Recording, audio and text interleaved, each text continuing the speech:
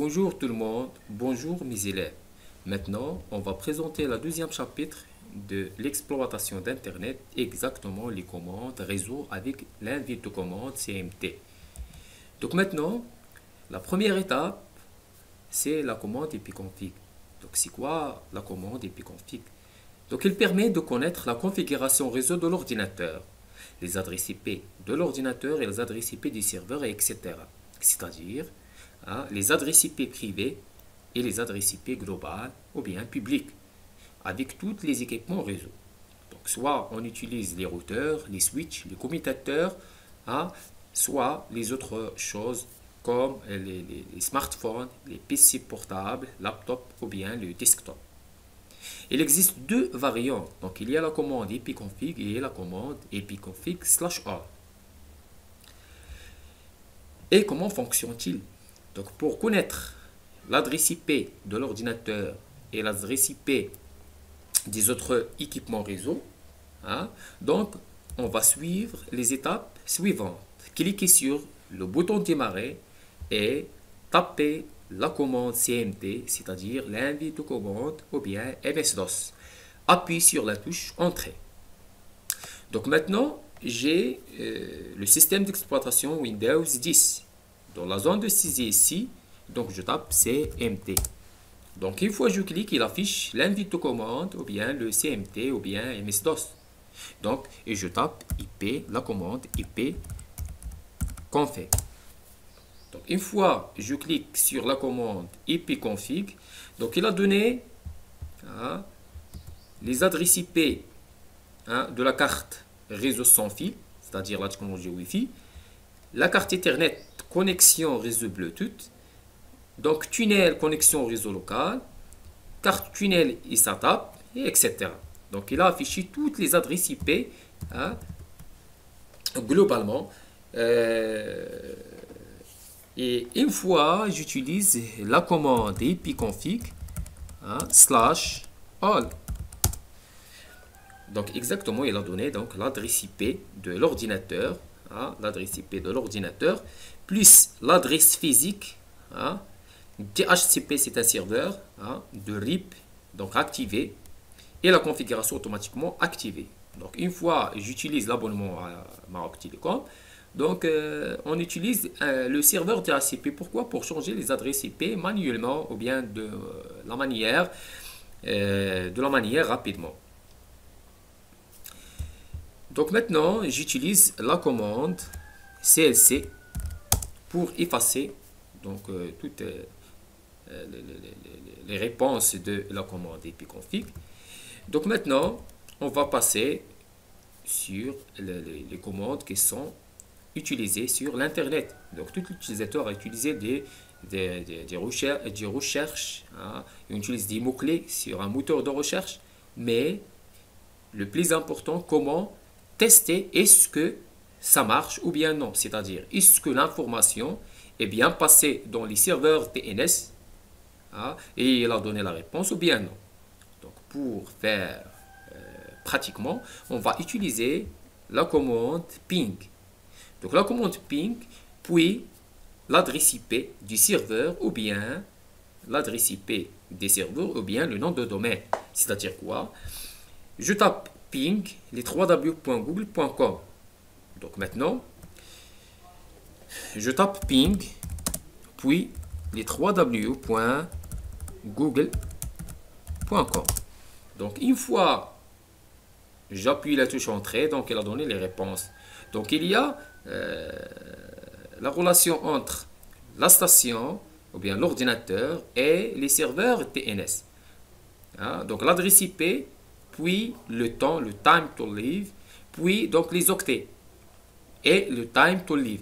Donc c'est-à-dire quoi? Donc une fois l'utilisateur a tapé dans la zone de texte l'exploitation d'Internet, donc le serveur DNS a interrogé les autres serveurs et il a donné à la fin la réponse. Les octets 32, c'est-à-dire on utilise les adresses IP IPv4. IPv4. Donc il y a l'octet 1, octet 2, octet 3 et octet 4. Et chaque octet, il y a 8 dB. Donc 8 fois 4, c'est 30, c'est 32. Donc on utilise maintenant la commande CLC pour effacer donc les réponses de la commande ping. Donc la commande ici, c'est la commande netstat qui affiche les ports ouverts sur un ordinateur. On utilise netstat-a. Donc maintenant, netstat-a. Donc voilà. Donc un table de routage, il y a les protocoles TCP/IP, c'est-à-dire Transfer Control Protocol. Donc l'utilisateur a transféré un fichier, soit doc, soit PDF, soit image, etc. Les adresses locales, c'est les adresses d'intra-station. Puis donc il y a l'adresse de destination et l'état listening. Donc je clique sur la touche CTRL-C pour arrêter donc l'abouti de cette commande. Maintenant je utilise la commande CLC pour effacer. Donc la commande traceroute, donc qui affiche l'itinéraire entre l'ordinateur et le serveur distant. Je tape traceroute. Les noms de domaine, les www.google.ma. Donc maintenant je veux tester netstat puis www.yahoo.com. Donc voilà, ou bien j'efface Yahoo et je tape google.com. Donc netstat, c'est-à-dire quoi? C'est-à-dire à donner l'itinéraire entre l'ordinateur et les serveurs distants. Et à la fin, donc la commande nslookup, donc c'est-à-dire c'est un outil en ligne de commande simple mais très pratique. Donc on a trouvé l'adresse IP d'un node spécifique ou le nom de domaine d'une adresse IP spécifique ou bien le serveur DNS inverse. Donc je tape ns lookup, puis un nom de domaine, puis donc l'adresse IP d'un autre serveur. Donc ns lookup, puis un nom de domaine, www.google.com, puis l'adresse IP, donc 10 0 0 par exemple 3. Une fois j'appuie la touche entrée. Donc voilà, donc il a donné l'adresse IP de DNS, donc adresse DNS 10003.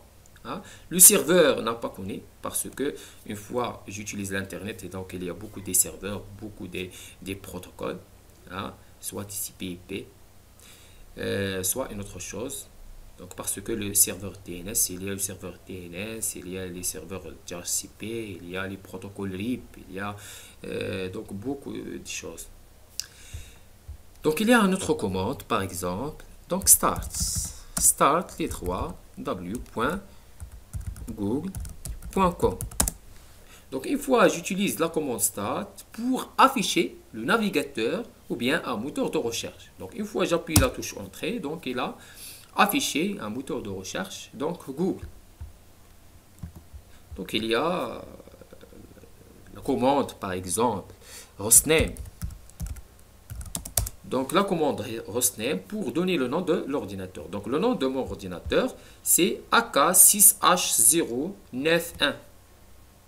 Donc à la fin je tape la commande CLC. Donc il y a beaucoup de commandes. Maintenant on va envoyer un grand merci, un grand salut pour tout le monde, pour mes élèves, et merci pour votre attention. Merci.